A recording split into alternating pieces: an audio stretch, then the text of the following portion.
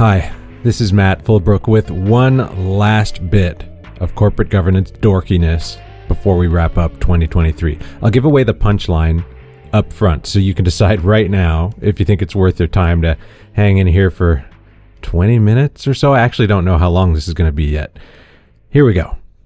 There is no provable causal connection between good corporate governance and good corporate performance. Everyone should stop looking for one right now.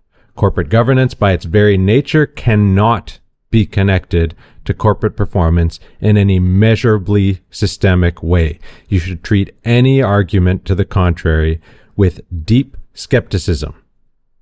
That's the punchline. Pretty exciting, huh? If that doesn't sound fun enough, I'll also do some light trolling of academic research on corporate governance and take a few nonsense detours along the way. I can read your mind. I know what you're thinking. I've never felt such anticipation, such excitement, and I get it. So let's dive in. Want to guess how many results come up on Google Scholar if you search for corporate governance and firm performance in quotes? Google Scholar, if you're not familiar, is super cool. It's the same as normal Google, except the results are academic papers and proceedings from academic conferences. And as you already know, when you put your Google search term in quotes, it will return results that have the exact phrase you're looking for. In this case, I'm searching for academic papers with the exact words corporate governance and firm performance in their title or somewhere else. If there are real Google nerds listening and I got some of those details wrong, I don't care. Just roll with it. Anyway, how many results? 20,100. Let me give you some flavor. I randomly skipped ahead to the 38th page of search results, and there's a paper called Corporate Governance and Firm Performance in an Emerging Market, Evidence from Barbados by Fillmore Elaine and Renee M. Thompson from the Journal of Corporate Law and Governance in 2019. This particular paper is a case study based on the collapse of a big insurance company that the researchers determined was caused, at least in part, by a lack of board independence, a lack of a chair-CEO split, bad committees, a lack of diversity, etc. Lots of governance stuff. And in this case, a pretty obvious performance result, aka the company died. Full disclosure, I haven't read the paper, so I have no opinion on their methodology or findings. I just want you to understand the sheer volume of academic effort put into examining the potential link between corporate governance and corporate performance. It's massive. Remember, I only searched one phrase and randomly skipped 38 pages ahead, and this is what I found. It was right on the nose. I, myself, have written some papers about corporate governance and corporate performance over the years. I remember two of them particularly clearly. I wrote one called Tracking the Relationship Between Credit Union Governance and Performance back in 2010 or so. Look that one up if you want to see a spooky-ass, weirdly shadowy picture of me from a long time ago, back before I got real haircuts. I wrote another one back in 2013 called The Impact of Family Control on the Share Price Performance of Large Canadian Publicly Listed Firms, 1998 to 2012.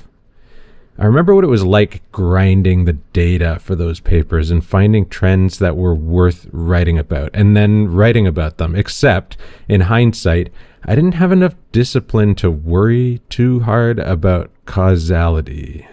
Causality in two senses. First, if we assume that the trends I found could stand up to any significant outside scrutiny, questionable, which direction did the causal arrow point? As in, what was causing what? Was some governance thing causing a specific performance outcome? Was performance driving governance in some way? Was some unexamined or maybe unexaminable thing affecting both governance and performance in some way?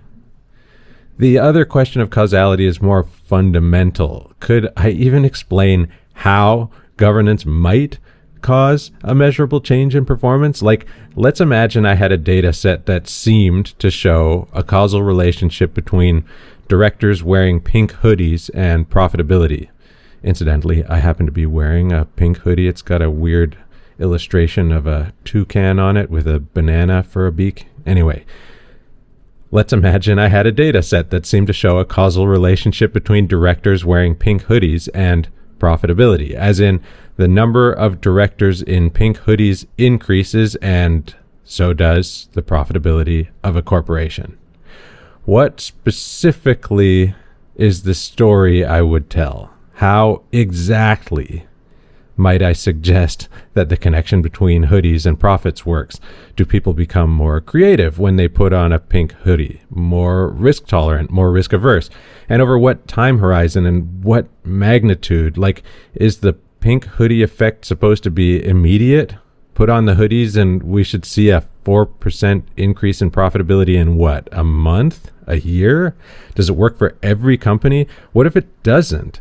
Does it just increase the probability of good performance? And if that's the case, does pink hoodies equal good governance even in the cases where financial performance is awful? These are weird and hard questions.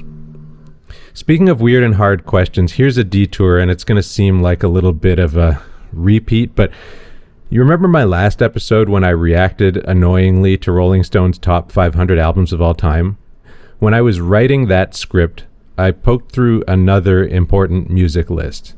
This list, in fact, tells us objectively what music is the best, without any silliness like editorial opinions or feelings or artistry getting in the way. I'm talking, of course, about the best-selling albums of any given year or decade or even all time.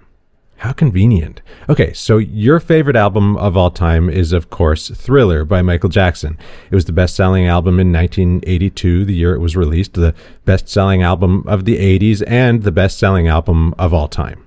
Despite that, Thriller has none of your favorite songs. In fact, you're supposed to like Bing Crosby's White Christmas most of all, and you're supposed to like Tino Rossi's Petit Papa Noel, Mariah Carey's All I Want for Christmas Is You, Gene Autry's Rudolph the Red-Nosed Reindeer, the Band-Aid super collab Do They Know It's Christmas, and, of course, Bing Crosby's Silent Night more than any song on Thriller.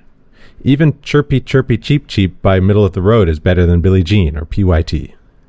I mean, if you happen to like Busta Rhymes' 1996 classic album, The Coming, just wait till you hear the 5,037 albums that are better than it, but worse than Thriller, including the presumably pretty great soundtrack to the 1998 Rugrats movie, which incidentally features Busta Rhymes.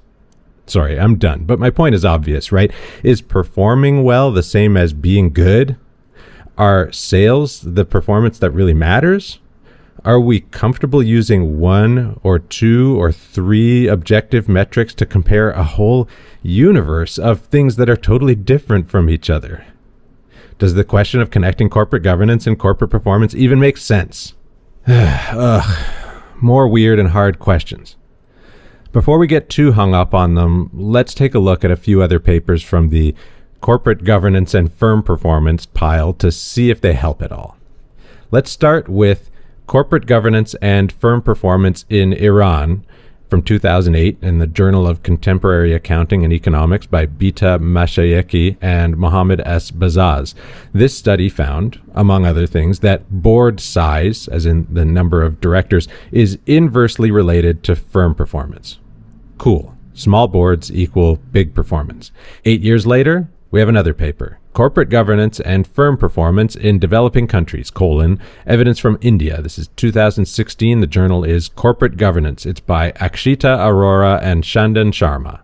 This study found, among other things, that big boards are good for firm performance. Maybe Iran and India are just different somehow. Maybe it's the 8-year gap. Maybe the methodology of the two studies was different. Maybe someone made a mistake. Who knows?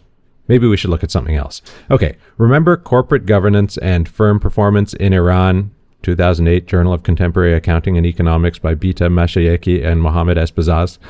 They also found that boards with independent outside directors are positively related to firm performance. 9 years later, the role of corporate governance in firm performance in Indonesia, this is from the 17th Annual Conference of the Asian Academic Accounting Association in 2017, Zaro Naima and Dr. Hamida found the opposite. I guess this raises the same questions as our previous example. There have to be examples where multiple studies agree with each other, right? Of course there are. Lots of them. But you can always find other papers that disagree. But let's look at some research where the researchers were willing to take a definitive stance. Check it out. In 2008, Sanjay Bhagat and Brian Bolton wrote a paper called, you guessed it, Corporate Governance and Firm Performance in the Journal of Corporate Finance. They found a bunch of stuff, including that stock ownership by board members is significantly positively related to firm performance. 11 years later, they wrote another paper called, appropriately, Corporate Governance and Firm Performance, the sequel. Not only did a longer observation seem to confirm their findings, but they're now so confident in the connection between director share ownership and firm performance that they encouraged other researchers to think of director share ownership as a metric of good governance because of its relationship to performance. Fair enough. Let's unpack this for a sec.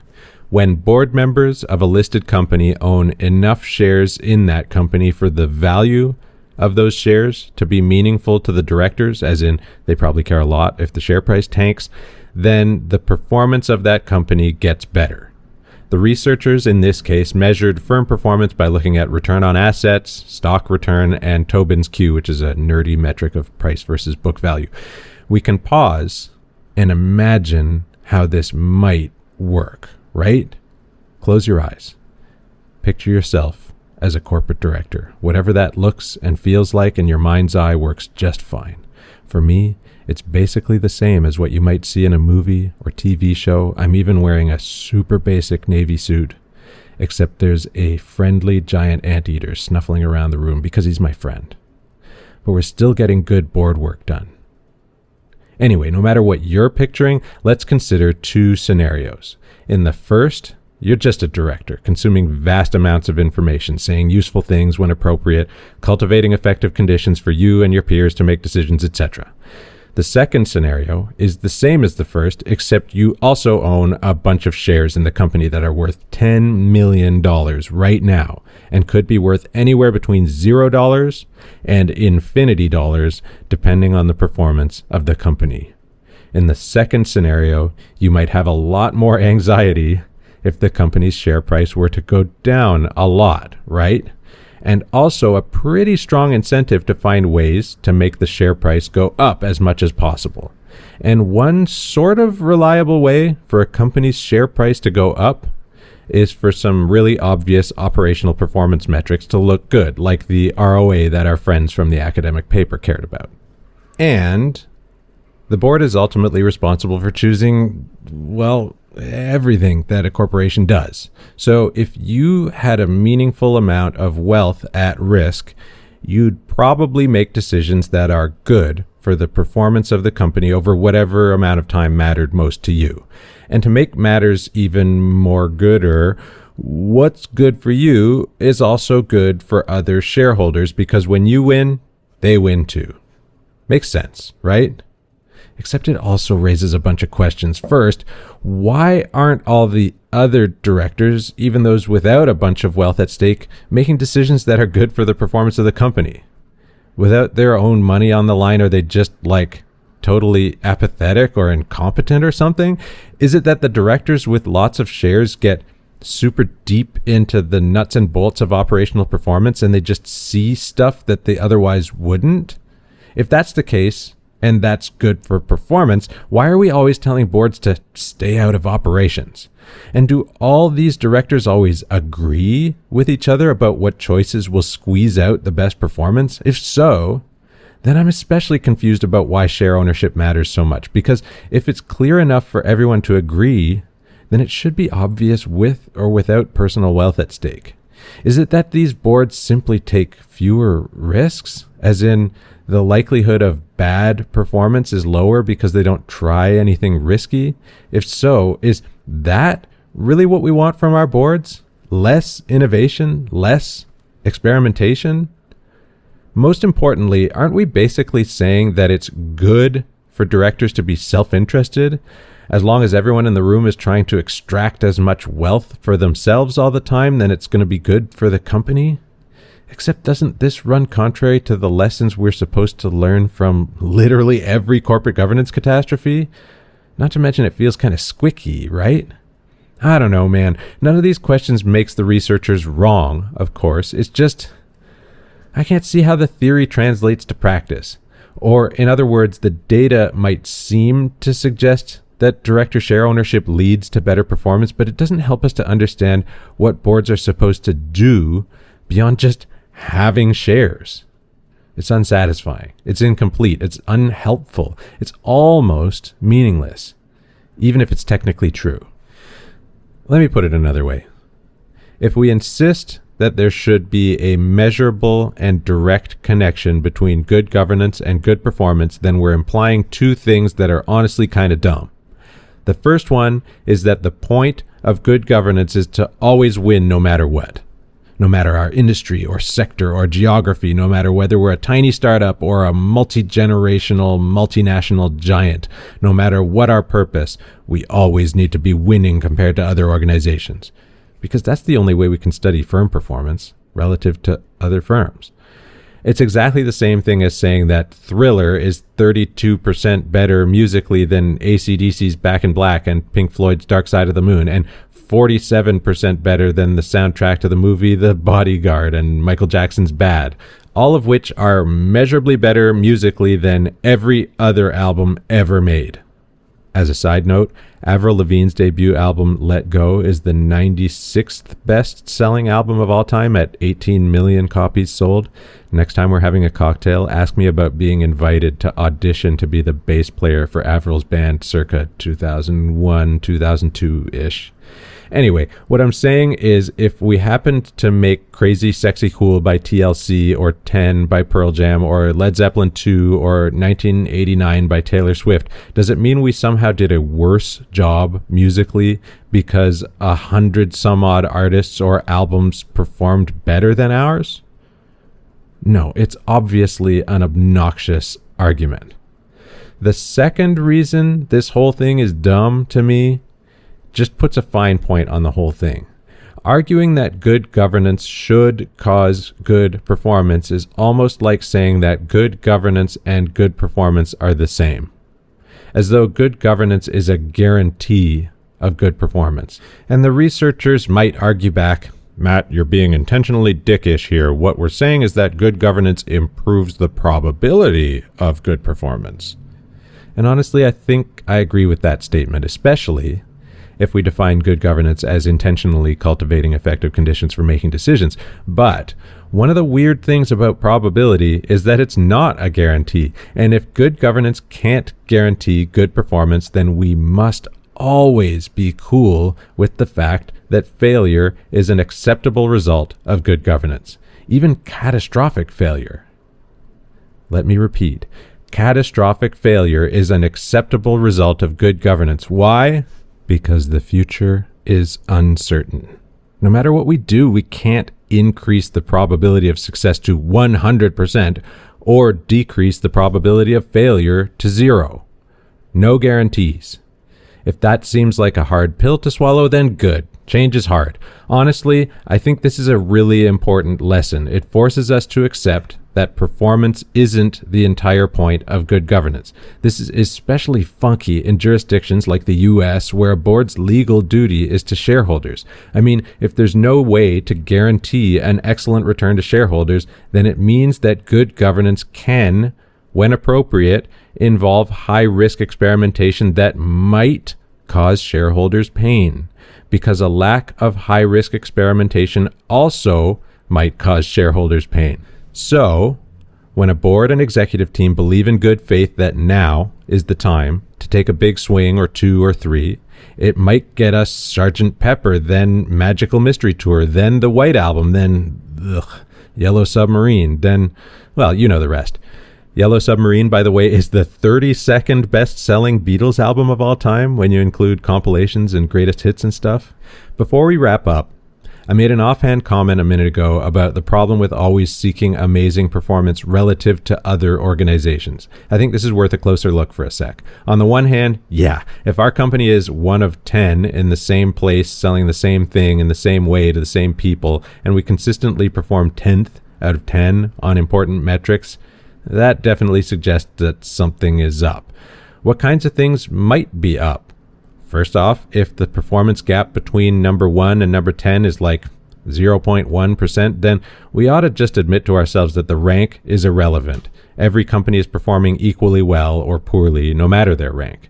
Or what if your company has decided to pay its employees 60% more than the other companies, not because you expect a direct connection between compensation and operational performance, but because you think it might have an impact on happiness, which might have an impact on culture, which might have an impact on retention, which might have an impact on attracting good new people, which might have an impact on some other things, which might eventually, in some capacity, have an impact on performance. And in the meantime, it feels like the right thing to do.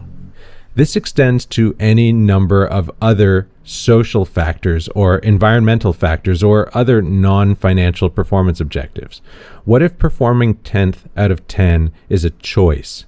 Performing 10th out of 10 suggests that your relative performance is poor, but not necessarily your objective performance. In other words, you might still be making tons of money for yourself and your shareholders. And what if that performance gap between your corporation and its peers is an indication of investment into efforts that make the world a better place? Annoying, cynical, old-school capitalism junkies might be thinking, it's not a corporation's job to care about their impact on the world. The business of business is business. The market will dictate blah, blah, blah. The thing is, nobody actually believes that nonsense. I can try to prove it by asking you some questions. Try to answer them honestly, at least to yourself. Question 1. Do you like it when corporations innovate and create things that make your life better and easier? Question 2. In general, does it feel good when a corporation reflects your beliefs and values? Question 3. In general, do you prefer to do business with corporations that make you feel good and not do business with corporations that make you feel bad? Question 4. Do you see that your answers so far suggest that you want corporations to do things that are aligned with your interests beyond just offering the best products and services at the lowest prices? Question 5. Can you now imagine a scenario where you might support a corporation investing in some social or environmental effort that's aligned with your interests, even if it might not improve the corporation's financial performance? Yeah, so can I. What I'm getting at here is that 3 things can conceivably be true at the same time. 1, a corporation's financial performance relative to its peers might be shitty. 2, that same corporation might have excellent environmental or social performance relative to its peers. And 3, that same corporation might be thriving as a going concern. In a data set, this corporation might be in the middle of the pack or worse on the financial front. They might or might not have directors that own shares or an independent board or a big or small board size. Can we say confidently, no matter what these variables show, that the corporation has good governance or bad governance? The fact is we have no idea, because governance can't be measured from results. If it could, then that would mean Enron, for example, had amazing governance and therefore amazing performance up until we learned it was a criminal enterprise, and then bad governance from the second the world knew what was really going on. Anyway, you might not be 100% convinced here, and that's fine. I'm with you. The only thing I feel 100% confident about is that no matter what data set we use, and no matter what questions we ask, we'll never find an ironclad connection between good corporate governance and good corporate performance. Why? Because that's not how corporate governance works. Corporate governance is groups of people making decisions under conditions of uncertainty in a massively different set of corporations with widely divergent priorities, time horizons, cultures, philosophies, and talent. If you are 100% convinced, and this feels kind of depressing to you, cheer up. Accepting that good governance can't and shouldn't be measured based on outputs or results gives us an exciting opportunity to be more thoughtful and intentional about inputs. Why exciting? Because the inputs are the part you can actually control. I've talked about this at extreme length on tons of platforms in 2023, maybe most clearly in season 4 of 1 Minute Governance. And those are my last words about corporate governance for 2023. Thanks for an awesome year and for being an important part of my journey, the only important part of my journey, actually. If you weren't interested in what I'm up to, there'd be no reason to do it at all. So have a happy new year. If it's been a long time since you listened to Thriller, consider giving it a spin. It's even better than you remember. Tune out all the haters who pretend like The Girl Is Mine isn't amazing. Don't skip a track. Pour a glass of bubbly something, wine, water, kombucha, whatever. Ring in the new year and send some good vibes through your community and get a couple extra hours sleep. 2024 is going to be an important year. See you then.